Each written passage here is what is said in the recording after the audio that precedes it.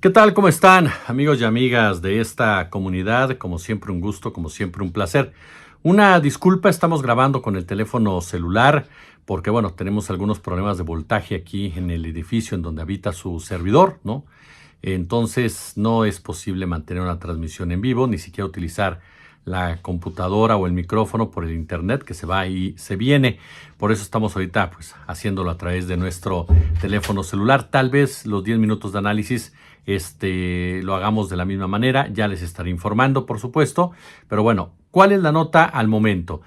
¿Qué show? Pero ¿qué show el que han armado los panistas en torno a Maru Campos? Y esto lo hacen porque no tienen un argumento real, no tienen un argumento sólido para defenderla. Ese es el gran tema con el Partido Acción Nacional, que prefiere tratar de modificar completamente la narrativa, apoyado por supuesto en medios de comunicación, en periodistas como Ciro, como López Dóriga, como Loret, como Alatorre, en fin, que realmente asumir la responsabilidad por una decisión completamente antipatriótica, entreguista y traidora de la mandataria chihuahuense. Y no es ni siquiera lo que han tratado de argumentar gente como Ciro o Azucena, de que le tienen miedo a Maru Campos rumbo al 2030, porque realmente Maru Campos es un personaje menor en la política nacional. Hasta antes de este escándalo, ¿cuántas personas sabían quién era Maru Campos? ¿Qué posibilidades reales había de que en 2 o 3 años Maru Campos se convirtiera en una figura que realmente pudiera alterar el orden de las cosas? Ninguna, esa es la verdad. Entonces, de ahí a que hablen de que le tienen miedo a Maru Campos en Morena, sinceramente me parece hasta delirante y bastante, pero bastante, bastante risible, con todo respeto, por supuesto, a las divergencias de opinión. Y voy con lo que pasó hoy. A ver, se había anunciado que Maru Campos iba a presentarse en la delegación de la Fiscalía General de la República en Ciudad Juárez, lo cual me parecía algo normal, ¿no? A final de cuentas, se está investigando allá en Chihuahua, pero ella, de últimas, no creo que a la última hora, creo que ya lo habían planeado así, pues anunció que no, anunció que se dirigía a la dirigencia de su partido aquí en la Ciudad de México y que aquí iba a trasladarse a la Fiscalía General de la República para demostrar con esta acción el enorme respaldo que tenía dentro de su partido, de la ciudadanía, según ellos, y por supuesto para que el PAN pudiera expresar su punto de vista y evitar que le hicieran algo a Maru Campos. Yo no sé qué pensaba el PAN que iba a pasar, porque si lo hubieran querido detener, lo hubieran detenido. Así de sencillo. Vamos a escuchar el momento en el que llega Maru Campos, en donde declara que está tranquila, que está serena. Estoy tranquila y estoy muy en paz. Muy en paz. ¿Qué decir?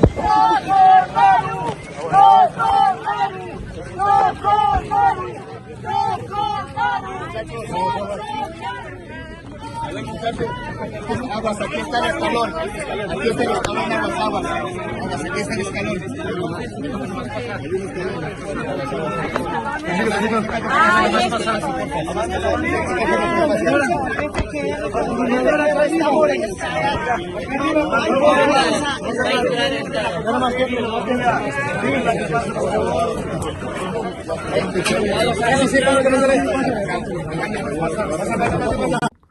Por supuesto que el PAN, ¿no? Ya había dado una conferencia de prensa, la dio Jorge Romero, en donde pues reiteró lo que dijo horas antes, de que el PAN se iba a poner loco si realmente tocaban a Maru Campos, que se iban a manifestar en la calle, que iban a llevar a cabo huelgas, no sé dónde, pero que iban a llevar a cabo huelgas y que no le iban a dejar sola. No le iban a dejar sola porque asegura que el Partido Acción Nacional no iba a permitir un agandalle, un ataque de esta naturaleza por parte del gobierno federal. Esto fue lo que dijo Jorge Romero. Sino cientos de miles de personas en este país, ya no solamente en Chihuahua, cientos de miles de personas, de mexicanas y de mexicanos en este país, y contando cada día más, respaldamos con toda nuestra energía, con todo nuestro espíritu, a nuestra gran gobernadora de Chihuahua, Maru Campos. Tienes todo el respaldo. Y esto trasciende al Partido Acción Nacional.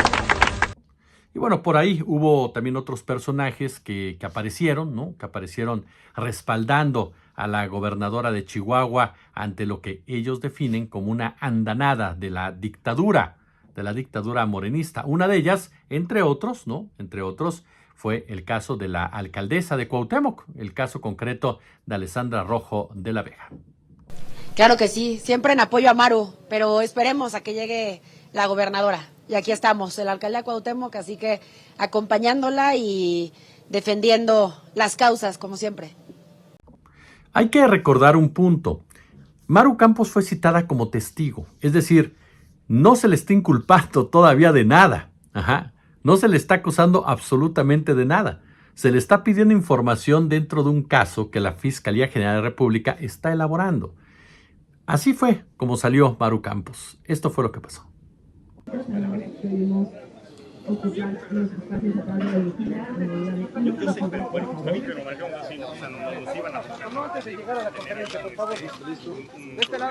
¿En qué calidad compareció ante la Fiscalía? No, hombre, lo que necesites, nos la vamos a seguir con todo. Ya ve por qué le digo que es demasiado show. A ver, seamos honestos y seamos claros. No hay un solo argumento legal, jurídico, expresado por el Partido Acción Nacional para revertir la posible acusación de la que se merecería Maru Campos. Ni uno solo. Todo lo enfocan a una diatriba mediática, a una diatriba política, al tratar de vendernos a un personaje como un peligro para el régimen de Morena. Tratar de victimizarla de tal manera que se convierta en una especie de símbolo de resistencia, de una oposición que lejos de ser competitiva, pues se muestra ahora completamente avasallada, ¿no?, por la hegemonía del partido gobernante. Esto, por supuesto, nos habla y nos pinta de cuerpo entero quién es el Partido Acción Nacional.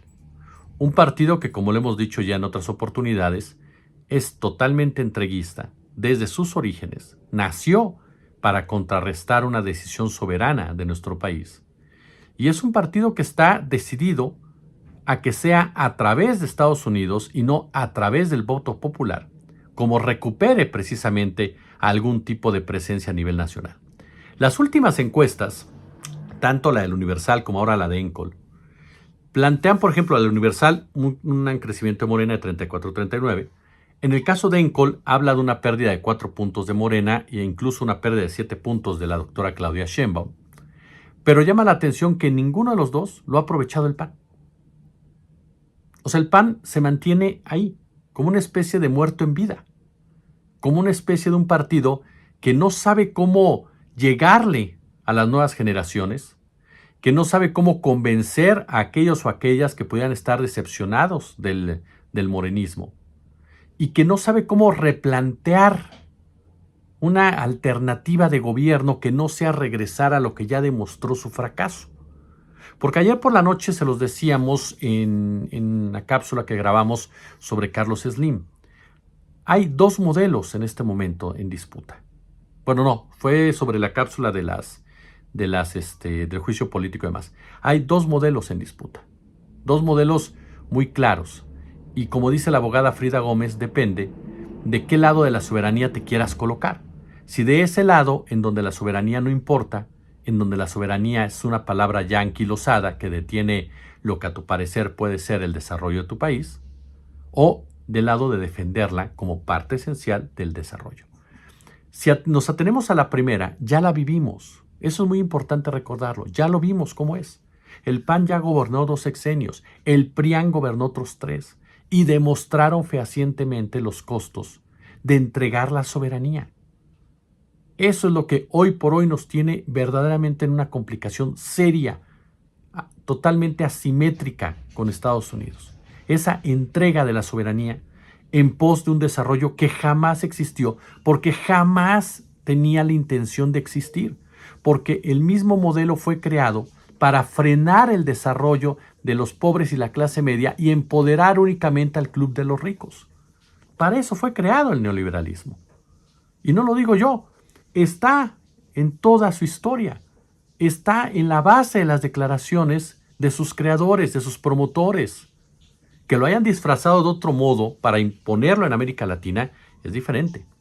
Pero en su origen, el neoliberalismo, procedido del capitalismo, por supuesto, o derivado del capitalismo, más bien dicho, no tiene ninguna intención de hacer un mundo más justo. Ninguna. Entonces, ese mundo, ese sistema, ese gobierno, ya lo encabezaron los panistas con Fox y Calderón. ¿Cuáles fueron los resultados de Fox y Calderón? Ya lo encabezaron los prianistas. ¿Cuáles fueron los resultados para la mayoría de los mexicanos y mexicanas? Entonces, a mí me parece que es una discusión incluso hasta estéril de parte de Acción Nacional, tratar de convencernos de algo que sabemos que no funciona. Entonces, al darse cuenta que su gobernadora cometió traición a la patria, porque eso fue lo que hizo Maru Campos, ayer lo decíamos. Maru Campos rompió el pacto que le da cohesión a México, al violentar las leyes, al violentar la Constitución, en beneficio de los intereses de otro país. Es una traidora a la patria. Es así de simple. Al permitir la operación de agentes de Estados Unidos sin el permiso del Poder Ejecutivo Federal, del Congreso, en contra de la Constitución política mexicana, Maru Campos rompe el pacto que le da cohesión a México. Por lo tanto, es una traidora a la patria. Por más que el PAN quiera venderla, no es ninguna víctima, ninguna. Es una persona que tomó una decisión sabiendo las consecuencias de la misma, a tal grado que trató de esconderlo. Y por eso llevaron a cabo esa cantidad de discursos y narrativas totalmente tramposas.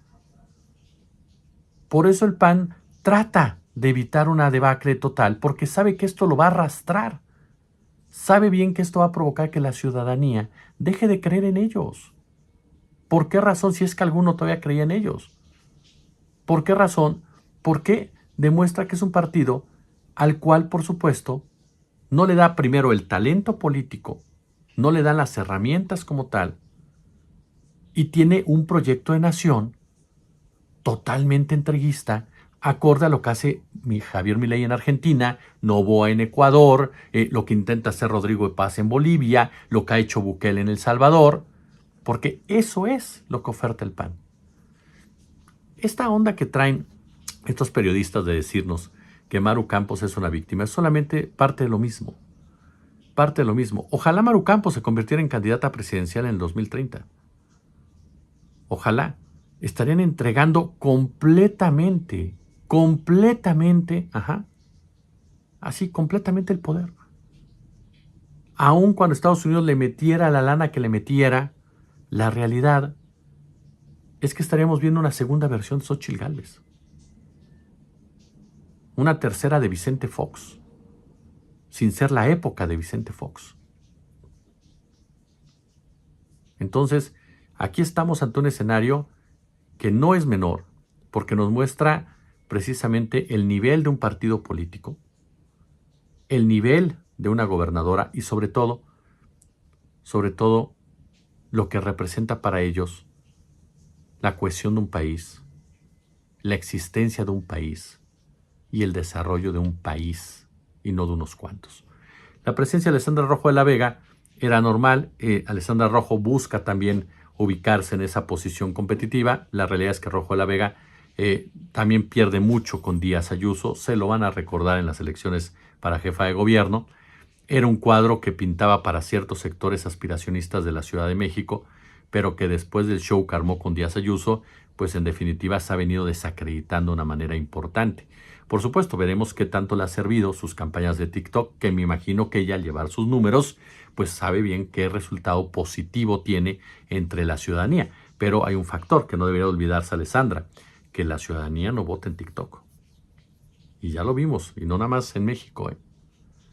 La sociedad mexicana, aunque pareciera muy similar en ciertos consumos, no lo es al estadounidense en cuestión de redes sociales.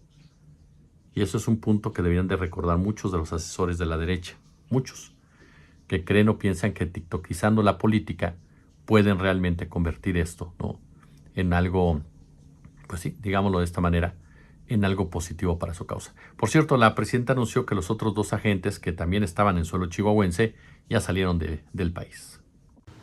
Se pidió a la embajada que se retiraran del país a través de una nota y se retiraron. Se retiraron inmediatamente. Sí. ¿Y cuántos eran? ¿Si eran 2? De lo que públicamente se conoció, eran 4, 2 que lamentablemente fallecieron en el país y 2 que pedimos que, como no tenían acreditación, pues pudieran dejar el país y dejaron el país. No tenían acreditación, es decir, entraron de manera ilegal, podríamos decirlo, no como agentes de la CIA, no como agentes de Estados Unidos. Ellos entran con pasaportes legales,